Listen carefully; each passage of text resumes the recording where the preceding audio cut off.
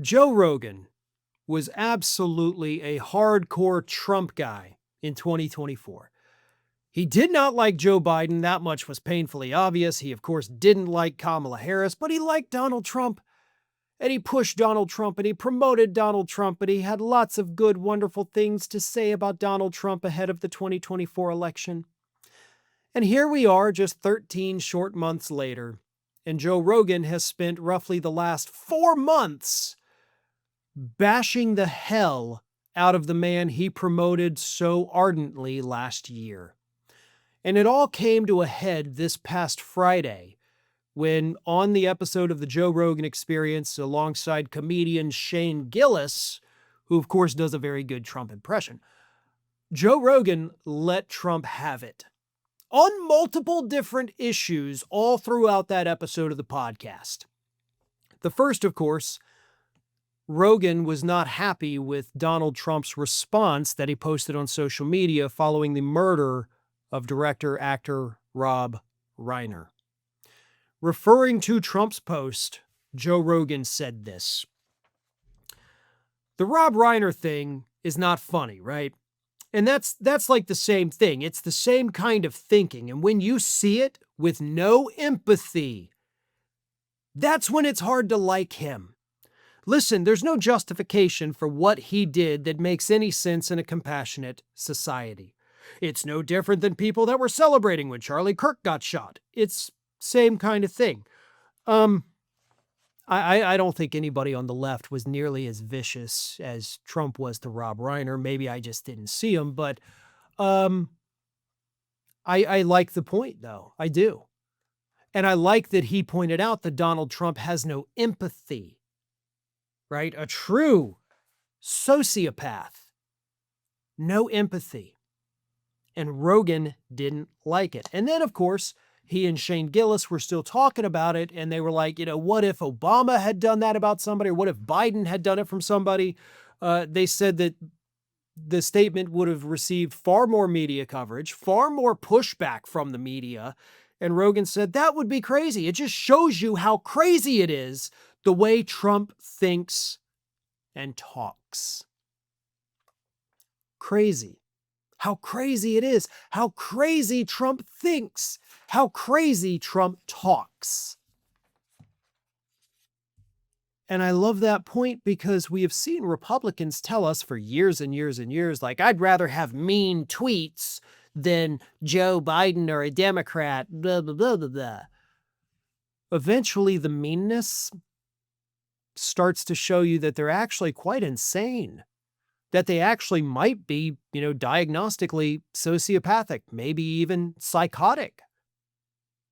So there's a thin line between just being a mean bastard and being a genuinely evil, I want to cause harm to people sociopath. And I think for some people, maybe even Joe Rogan himself, Donald Trump has now crossed that line. But that wasn't the only thing that Rogan thinks is crazy and insane with what Trump is doing. He also talked about the plaques that Donald Trump has put in the Presidential Walk of Fame attacking his predecessors. And while he was reading the one about Joe Biden, he kept saying, like, this is crazy, this is crazy, this is so crazy. Like multiple different times, because I'm looking at the whole transcript here, he said, this is crazy. Like he would stop reading what Trump had printed out about Joe Biden to just say, this is crazy. And Rogan ended it. He said, this is so crazy. You shouldn't be allowed to do this, right? It should be like historians say this guy was president from This is crazy. So that's actually the fourth time. Somebody needs to tell him, like, hey, this is not good. You can't do that because other people could do that too. And then the White House stops being the White House and it becomes whoever is in its house, where he could go crazy and say everybody else is a crook. But the problem is it opens up the door for someone on the left to do their version of it, Rogan concluded with. And that's where you lost me, buddy. You almost had it. You almost made a good point. But no, nobody on the left, as Shane Gillis would point out, nobody else would do this. No other Republican would even do this. So I do appreciate Shane Gillis saying that. And he's right. Like, no other person is going to do this. There's not going to be retaliation. What there's going to be is removal.